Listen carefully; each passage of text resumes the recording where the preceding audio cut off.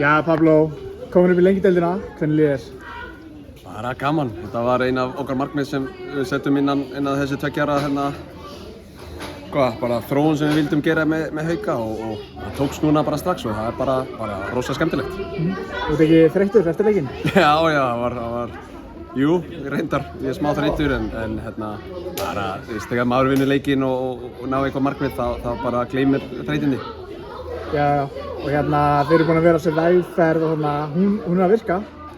Já, það er bara stórt hrós á Gauja fyrir þessi hugmynda og bara allir bak við tjald sem er búin að vera geggir að hjálpa okkur og svona. Og svo bara enn og aftur stórt hrós á strákana til þess að vera með okkur í þessu og samþykkja að fara í þessi vegferð og það sem betur fer tóka skína í þessi leikið. Sterkur hópur.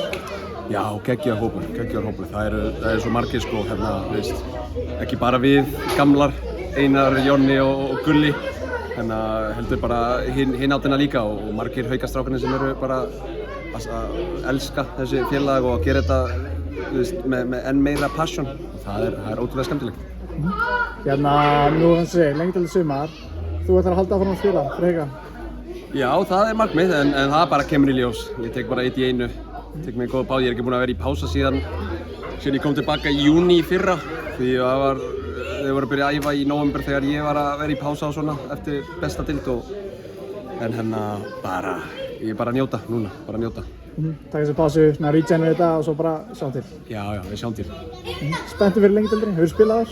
Jú, fyrsta árið mitt á Íslandi var í lengjudeild með Fjölni og bara góða minningar og erfið deild og gaman að spila þann deild.